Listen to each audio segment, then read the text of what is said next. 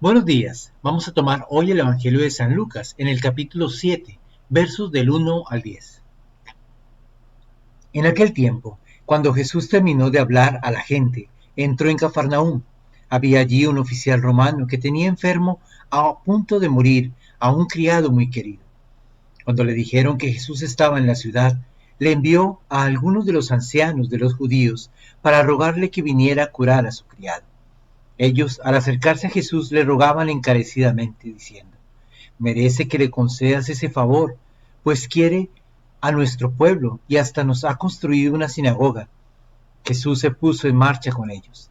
Cuando ya estaba cerca a la casa, el oficial romano envió a unos amigos a decirle: Señor, no te molestes, porque yo no soy digno de que tú entres en mi casa, porque eso ni siquiera me atreví a ir personalmente a verte. Basta con que digas una sola palabra y mi criado quedará sano, porque yo, aunque soy un subalterno, tengo soldados bajo mis órdenes, y le digo a uno ve y él va, le digo ven y él viene, y a mi criado haz esto y lo hace. Al oír esto, Jesús quedó lleno de admiración, y volviéndose hacia la gente que lo seguía, dijo: yo les aseguro que ni en Israel he hallado una fe tan grande. Los enviados regresaron a la casa y encontraron al criado perfectamente sano. Palabra del Señor. Gloria a ti, Señor Jesús.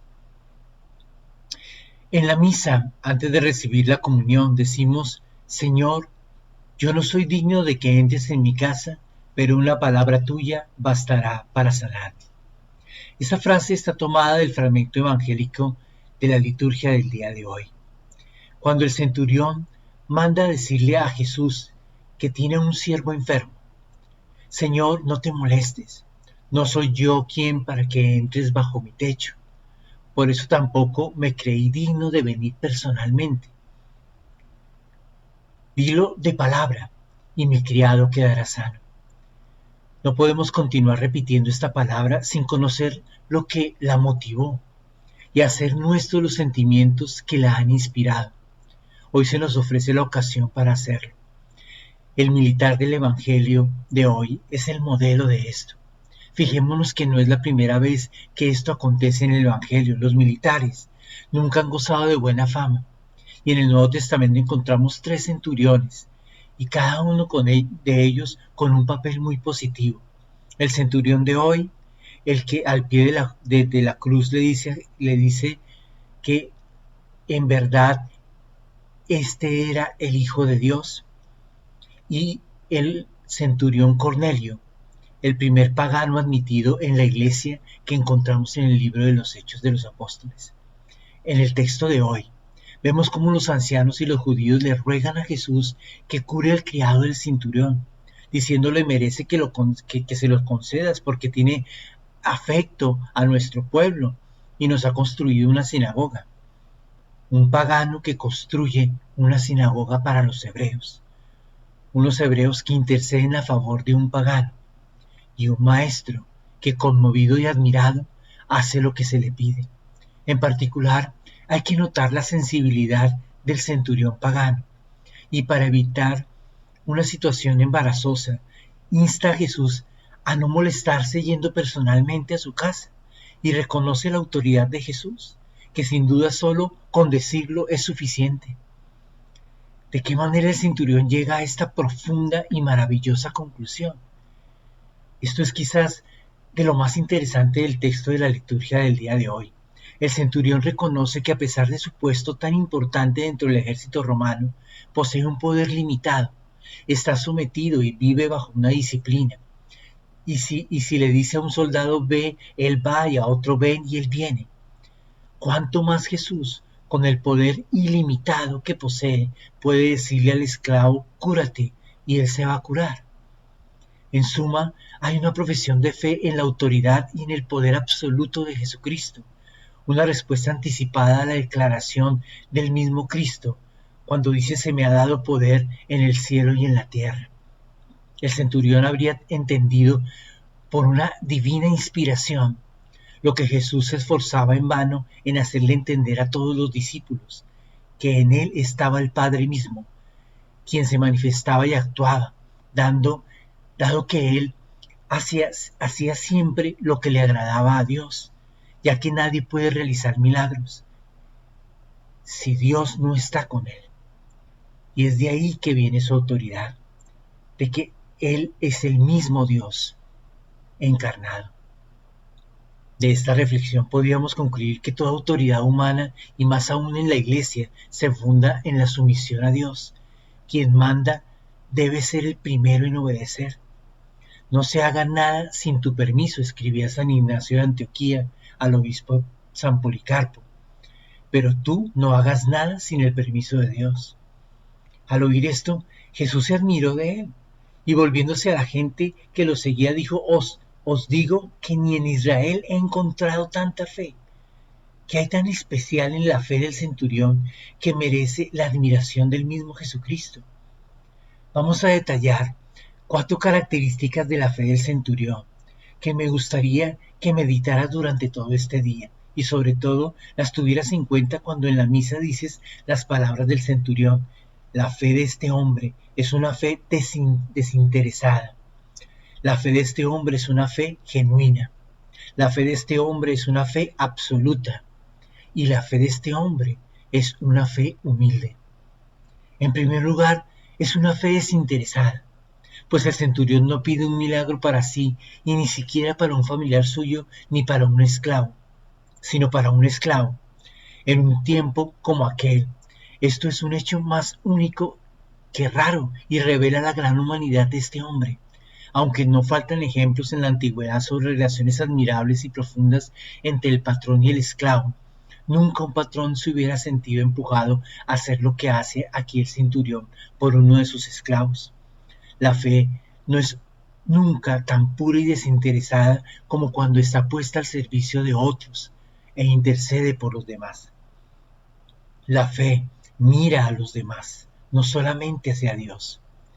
La fe de este centurión es genuina, en tanto que no cambia el poder de hacer milagros de Cristo por un poder mágico, como si él poseyese poderes ocultos.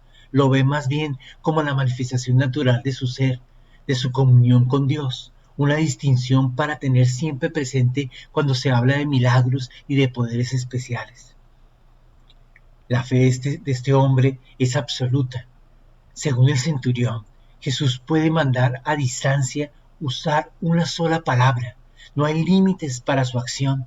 Todo es posible para él. Esta es ciertamente de una de las cosas que el evangelista le importaba más subrayar en el relato de hoy. Se puede, por tanto, tener confianza en el Señor incluso ahora que Él no está físicamente presente con nosotros, habiendo ya regresado al Padre. Con solo una palabra de Él basta para que todo se haga en este mundo. Por último, la fe del centurión es humilde. Es el aspecto que más sobresale, pues en el conjunto de todo este relato. El centurión no se considera digno de hospedar en su casa a Cristo.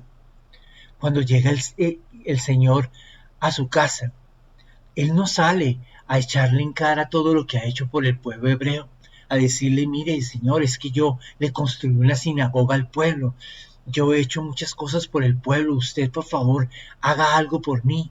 No, esas no son las palabras del centurión. El Señor, el pagano, simplemente le dice: todo es posible para ti, Señor. No soy digno de que entres en mi casa, ni siquiera fui personalmente a buscarte porque yo no soy digno. Solo una palabra tuya, pronuncia una palabra desde aquí, pero no te tomes la molestia de entrar en mi casa, que no soy digno de ti. El Evangelio nota casi casualmente el éxito de la petición, puesto que eso aparece Jesús admirado frente a tanta fe. Todas estas características de la fe que hemos detallado estamos llamados a revivirla en nosotros. Cada vez que en la misa hacemos nuestras aquellas palabras del centurión: Señor, yo no soy digno de que entres en mi casa. Pensemos, ¿quién es aquel a quien vamos a recibir? Y no será difícil compartir el sentimiento de humildad y de indignidad del centurión. No somos dignos nunca de recibir al Señor en comunión. No lo somos. Así hayamos hecho la confesión más perfecta del mundo, no lo somos. Nunca lo seremos. No podemos sentirnos tan dignos de recibir el cuerpo de Cristo, inclusive en nuestras manos sucias de pecado. No, somos indignos. Por eso la manera más correcta de recibir a Jesucristo es en la humildad de este centurión, arrodillados de frente a Él, frente a nuestra indignidad, y recibirlo en la boca, porque nuestras manos tampoco son dignas, porque estas manos también cometen pecado y no son dignas de tocar a nuestro Señor Jesucristo. Por eso, hermanos, cada vez que digamos esas palabras en la misa, acerquémonos al Señor, que nos ama profundamente y más allá de nuestra indignidad, quiere sanar nuestros corazones, quiere entrar en nosotros, hacernos uno con Él, purificar nuestra vida y engrandecer nuestra humanidad, para que en medio de nuestra humildad y nuestra indignidad, Él y solamente Él, y gracias a su gracia, nos levantemos en victoria, permeados por su divinidad. Señor, no somos dignos de que entres en nuestra casa, no somos dignos de levantar nuestra mirada al cielo y pedirte, Señor, que te manifiestes con poder. Pero tu amor es tan grande que nos escuchas con amor, que vienes a nosotros en forma de un pan y te dejas comer por nosotros, con un corazón sucio, con una indignidad visible para ti, Señor. Por eso gracias. Gracias por tanto amor. Gracias por amarnos tanto. Gracias porque a pesar de nuestra indignidad, tú nos haces dignos. Tu amor nos devuelve la dignidad de hijos de Dios, Señor. Permite que respondamos adecuadamente a ese milagro de amor que haces en nosotros cada vez que comulgamos tu cuerpo y tu sangre. Amén. El Señor esté con vosotros. Y la bendición de Dios Todopoderoso, Padre, Hijo y Espíritu Santo descienda sobre vosotros y os acompañe siempre. Un feliz día para todos.